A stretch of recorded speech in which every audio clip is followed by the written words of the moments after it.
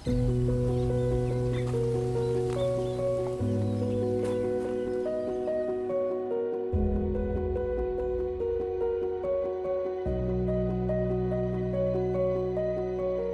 mo lang iti pangarap ko nga kuma nga aging may isang architecture nga irigati biyag nagtikak iti bachelor's degree iti agriculture. Ado mat iti pangarap ko ba nga sa Bali maka-abroad aging may isang teacher ti agriculture kan naduma-duma pay. Ngam ti talaga nga main nga pangarap ko maka-build up iti sarili makunak nga sarili nga farm.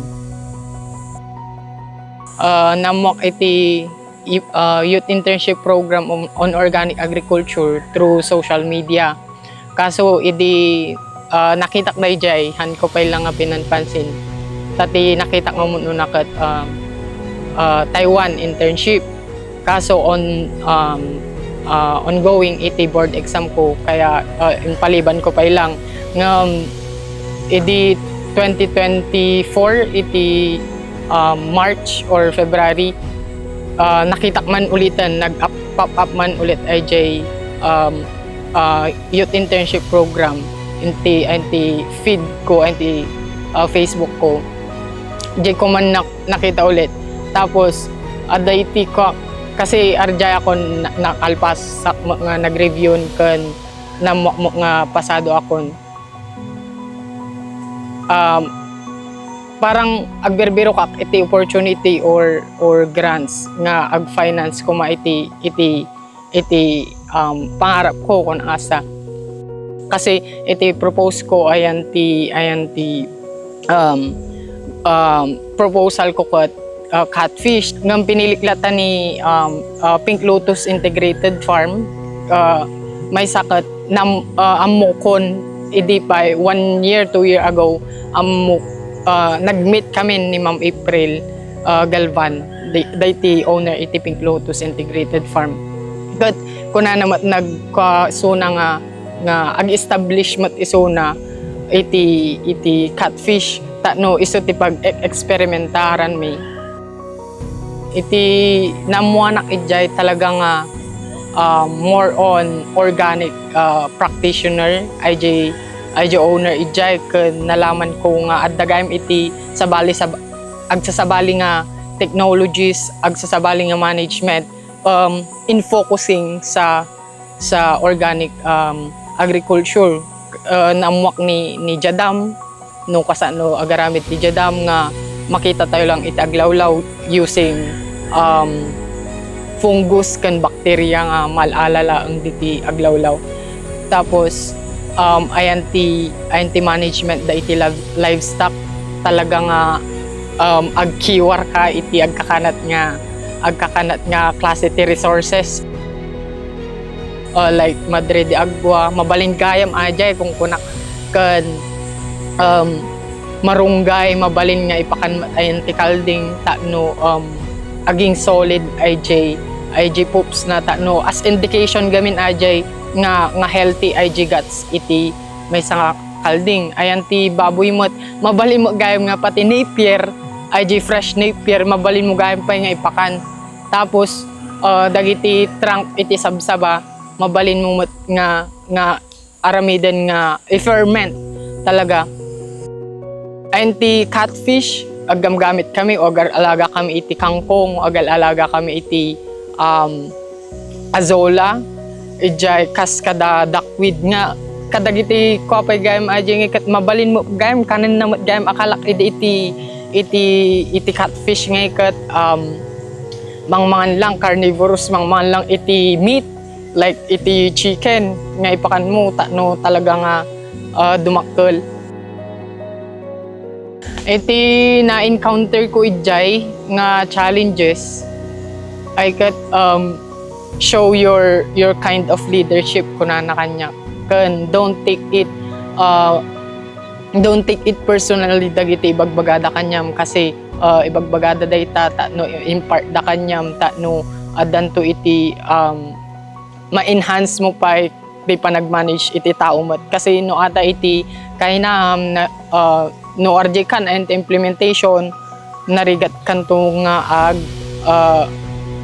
agi suro or agi share iti kind of technology and management mo kuna na kanyak. So nga in palpalawag ko enti sarili nga sige man masig man dagiti nga tattao no anya met klase ti experience da ditoy farm kasi nabayag damot jayan ay jay namuan dagiti wen adamat ti kwap problema da nga as in handa ma-embrace pay iti organic agriculture practices di una ngam di bumaybayagan talaga nga naging hands-on dan kasi so damot ti agi share kanyak edgy kind of management da enti kalding enti manmanok da ayan ti sheep da ayan ti tawag di enti crops da kan enti baboy da aja iti nag challenges ko talaga more on mental iti panag-aramid iti financial narigat mat talaga nga pagpuyatam di ko ijay mo makita nga ag decision makita mo ijay expenses mo dayjay ma-profit mo kan is ijay mismo financial ko isuna talaga iti tawag dito yun iti agibagbagan ti decision ko noon yarami next month no nalugyak ba no kumitak ba no anya ba nga month iti dakkel ti expenses ko kun anya nga month ba iti kayak pa nga paghandaan ay iti implement ko enti sarili mentally no maging strong ay pa nag-decision mo enti may nga banag kan may share soon ay management nga araramidok tata inspirasyon ko ang aking pamilya nakita ko po kasi yung hirap ng buhay talagang sumasama po ako sa kanila para makita po yung ginagawa po nila at malaman kung gaano kabigat yung pasanin nila na why not na makapag-contribute din po ako sa kanila. Financially po, nanggagaling po yung tulong sa napagbentahan ko na po na mga catfish kasi nakapag-produce na po ako doon ng almost 150 to 200 kilos at yun po yung ginamit ko para matustusan kahit papano yung pag-aaral nung dalawa kong kapatid at makapag-enter sila sa college at nabibigyan ko na din po si mama ko, si papa ko ng konti lang na pera nila and then gastos sa bahay at yung natitira po inipon ko po yun para masupplyan ko ulit yung bago kong project ngayon yung sa pagbababuyan na masustentuhan ko din po kahit paano yung feeds po nila. Sa community, tawag dito, natutulungan ko na din po siya.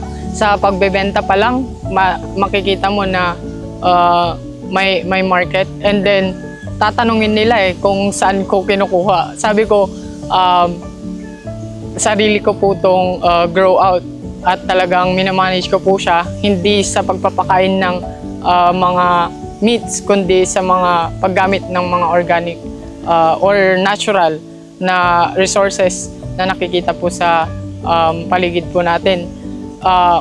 Yun po, naituturo ko po kahit paano yung kind of management kasi gusto din po nila na malaman din po kung paano mag-alaga ng catfish. Yung isa nga po na taga dito sa amin ay talagang bumili po siya ng grow out na para mayroon din siyang sariling tawag dito catfish. Sa 150,000 na ibinigay po sa akin ng YPOA, ginamit ko po yun para ma-establish ko po yung tatlo ko pong portion or almost 30 square meter na concrete pond. At ngayon, yung profit na ay nasusupplyan ko na po yung bago kong expansion or other projects like po yung piggy bank project. At sa ngayon, nag-undergo na po ako na makapag-resource for vermicomposting at magamit ko po yung kaalaman ko sa iba't ibang training na mag-incorporate pa ng iba't ibang mga technologies kung paano ko masosustain po yung project ko po ngayon.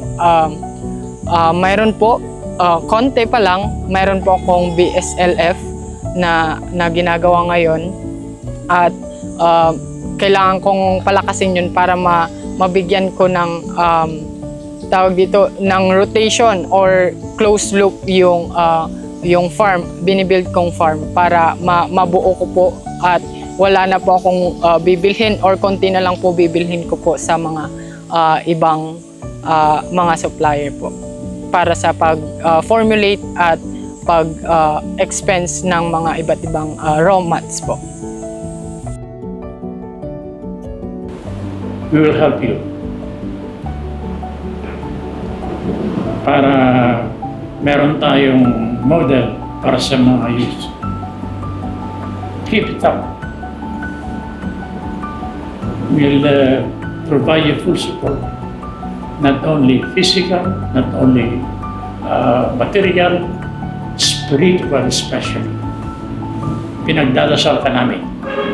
Pagdadasal kita dahil hindi naging first class ang munisipyo natin without the blessing and graces of the Lord Almighty God.